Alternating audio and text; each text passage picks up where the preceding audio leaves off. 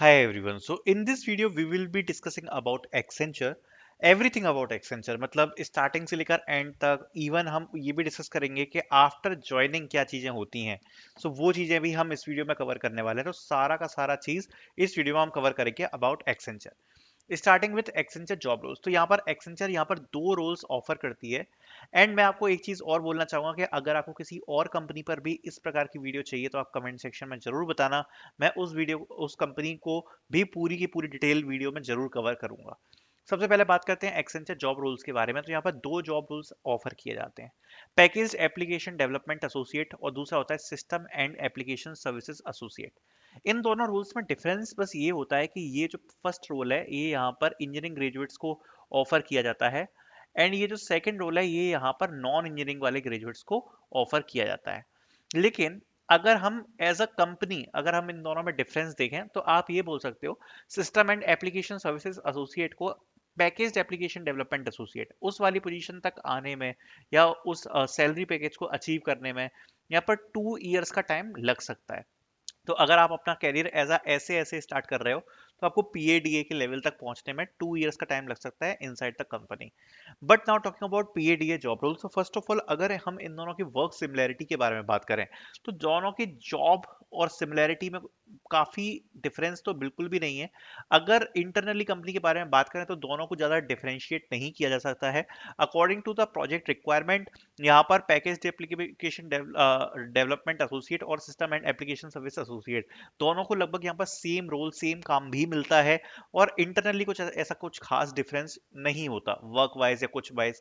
बस सैलरी का डिफरेंस होता है और पोजीशन जो होती है पीएडीए की वो यहाँ पर system and application service associate से ऊपर होती है। तो बस यही आप मेन डिफरेंस कह सकते हो। बाकी वर्किंग को समझने के लिए मैं थोड़ा सा आगे और डिटेल में जाऊंगा। बट सबसे पहले हम बात करते हैं सैलरी पीएडीए रोल के बारे में। तो पीएडीए रोल के लिए यहाँ पर जो सीटीसी होता है वो होता है 3.6 एलपीए। अब ये जो सीटीसी है, सीटीसी में आपकी बेस सैलरी, ठीक है, प्लस वेरिएबल सैलरी प्लस आपका ज्वाइनिंग बोनस, ठीक है, और अगर कुछ और भी इंक्लूडेड है तो वो सब इसमें इंक्लूड होता है। बट अगर इन सभी को हटाकर अगर हम अपने मेन मुद्दे पर आए तो मेन मुद्दा होता है इन हैंड सैलरी कितना है। तो जो आपकी इन हैंड सैलरी होती है वो होती है 28,116 रुपीज। सो इतना अमाउंट बेसिकली आपके हर मंथ आपके अकाउंट में क्रेडिट हो रहा होता है। सो अराउंड 28 के आप बोल सकते हो, बट जो एग्जैक्ट अमाउंट है वो मैंने यहाँ पर लिखा हुआ है। अराउंड इतना अमाउंट आपके अकाउंट में क्रेडिट हो रहा होता है हर मंथ एंड पर। जो ज्वाइनिंग बोनस है ये वन टाइम होता है, और जनरली जब आप अपनी कंपनी ज्वाइन करते हो तो उसकी फर्स्ट सैलरी के साथ you will get your joining bonus, okay. And इसका अमाउंट अराउंड 25,000 रुपीज होता है। ऑल्सो ज्वाइनिंग बोनस का अमाउंट वेरी भी कर जाता है डिपेंडिंग अपॉन अगर आप एक्सपीरियंस्ड हो, अगर आपने कॉलेज से आप हायर किए हो, आपकी पोजीशन क्या है उस हिसाब से ऊपर नीचे हो सकता है। बट एडिशनल में फिर आपको additional bonus variable and employ benefits और मिलते हैं इन सब चीजों के अलावा। So what is additional bonus? Additional bonus is basically relocation आप बोल सकते हो। बट इसके भी दो प्रकार के बेनिफिट होते हैं रिलोकेशन में। जैसे कि पहले तो एक्सेंचर क्या करती थी, sometimes they give amount, okay, amount as well.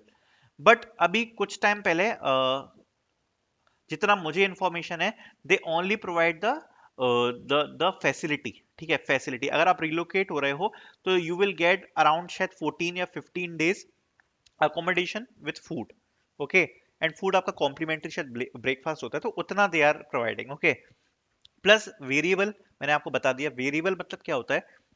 Typically variable मतलब ये होता है कि जब आपका ईयर एंड होता है, ईयर एंड मतलब आपका जब आपका फाइनेंशियल ईयर एंड हो रहा होता है उस टाइम पर एक आपको एक सम अमाउंट होता है वो आपके अकाउंट में ट्रांसफर किया जाता है। लाइक सपोज जैसे हम बात करें, जैसे जून का मंथ है, तो जून के मंथ में अगर आपको 10% वेरिएबल मिल रहा है, सो आपकी जितनी भी बेस सैलरी है, सपोज अगर आपकी 3.8 लैक्स आपकी अगर बेस सैलरी है, so you will get around 40,000 rupees in your account in June month additionally. सो उसको हम बोलते हैं वेरिएबल बोनस, और ये डिसाइड होता है, इसका नाम वेरिएबल इसलिए होता है बिकॉज ये परफॉर्मेंस पर डिसाइड होता है, ठीक है। जैसा आपका परफॉर्मेंस होगा उस बेसिस पर आपको जो वेरिएबल बोनस होता है वो मिलता है। बाकी एम्प्लॉय बेनिफिट्स जो होते हैं लाइक इंश्योरेंस वगैरह वो सब चीज़ें कवर होती हैं। और एडिशनली अगर प्रोजेक्ट में आप अच्छा काम करते हो तो आपको वाउचर कूपन्स वगैरह प्रोवाइड कराए जाते हैं, तो वो सब आपको मिलता है। तो वो सब आता है आपका एम्प्लॉय बेनिफिट्स के अंदर। देन हम आगे बढ़ते हैं, बात करते हैं प्रोसेस के बारे में। तो सबसे पहले यहाँ पर एप्लीकेशन, आपको डायरेक्टली कैरियर पोर्टल के थ्रू यहाँ पर एप्लीकेशन प्रोवाइड करानी होती है, एप्लीकेशन आपको डालनी होती है, ठीक है। जैसे ही आप अपनी एप्लीकेशन सबमिट करोगे, totally depending upon Accenture, with in generally with in 6 month वो लोग प्रोसेस को स्टार्ट करते हैं। So 6 months is a very long time. Application डालने के बाद 6 मंथ्स तक लग सकते हैं to get the online assessment. Online assessment यहाँ 3 पार्ट्स में डिवाइड होता है, एक होता है कॉग्निटिव, एक होता है टेक्निकल, और कॉग्निटिव, टेक्निकल एंड अपना कोडिंग, ठीक है।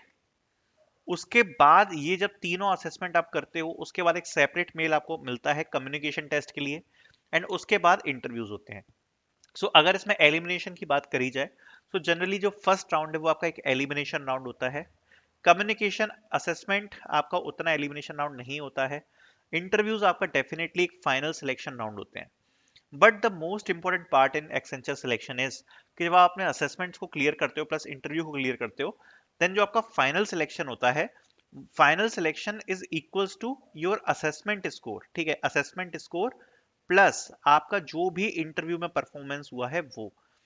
अगर आप ये सोच रहे हो कि केवल इंटरव्यू के बेसिस पे मेरा सिलेक्शन हो जाएगा या केवल असेसमेंट के बेसिस पे सिलेक्शन हो जाएगा, तो ऐसा नहीं है। दोनों के स्कोर फाइनल कंबाइन कराए जाते हैं, और उसके बेसिस पर जो आपका फाइनल सिलेक्शन होता है आफ्टर इंटरव्यू, वो यहाँ पर प्रोसीड किया जाता है। देन आगे हम बात करते हैं एक्सेंचर ऑनबोर्डिंग डिटेल्स के बारे में। First one is selection mail. अब इसको मैं बहुत ज्यादा सब पार्ट्स में डिवाइड नहीं कर रहा, इसमें आपका वर्क डे मेल भी आता है, ठीक है। इसमें आपको congratulation to be part of Accenture family ऐसा एक मेल आता है, वो वाला भी आता है, बट इतना ज्यादा डीप जाने का बात नहीं है, सीधे बात करते हैं सिलेक्शन में। अगर आपको एक सिलेक्शन मेल आएगा, तो वो आपका एक वेलिडेशन होता है that you got selected in Accenture, ठीक है। उसके बाद you get your background verification. Now background verification is basically your document submission, ठीक है।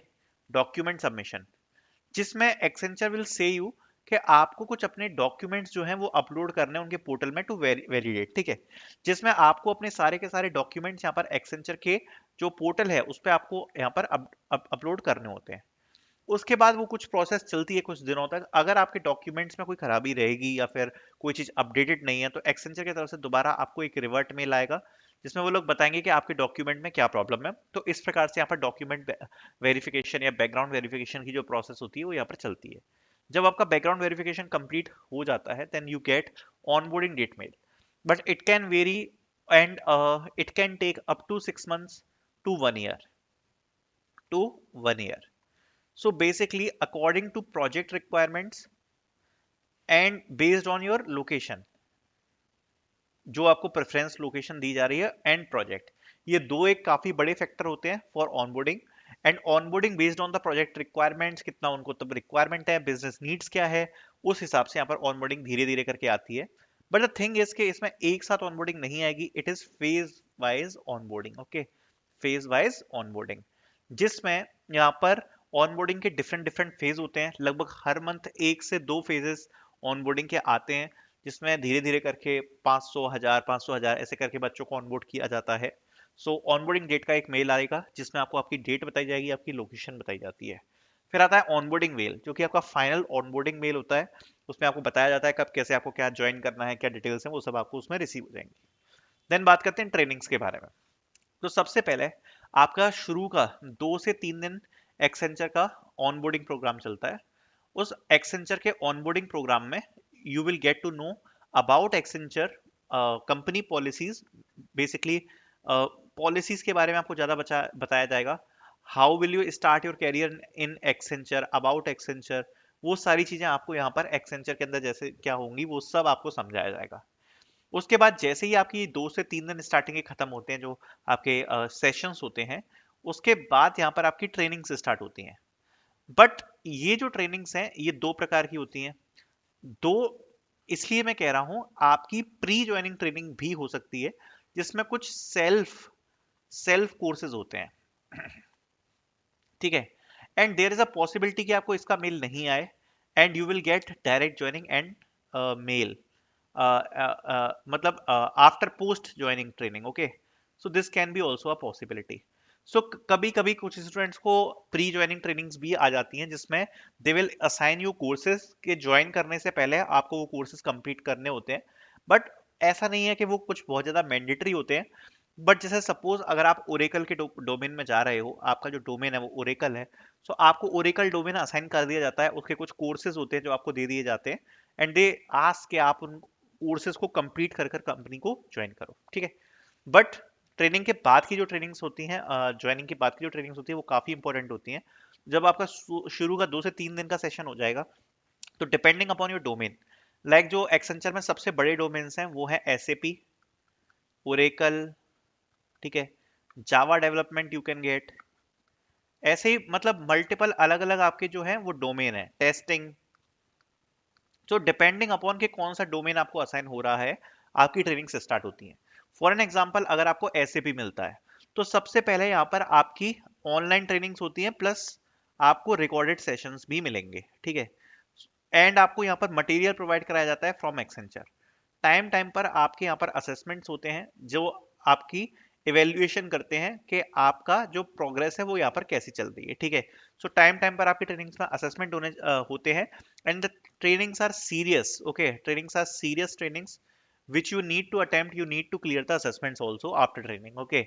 एंड डिपेंडिंग अपॉन जो भी आपको डोमेन मिला है उस पर आपको ट्रेनिंग्स मिलती हैं, 15 डेज से लेके आपके 1 मंथ तक की भी ट्रेनिंग्स हो सकती हैं, ठीक है। उसके बाद जब आपकी ट्रेनिंग्स वगैरह कंप्लीट हो जाती हैं, यू विल गेट प्रोजेक्ट्स।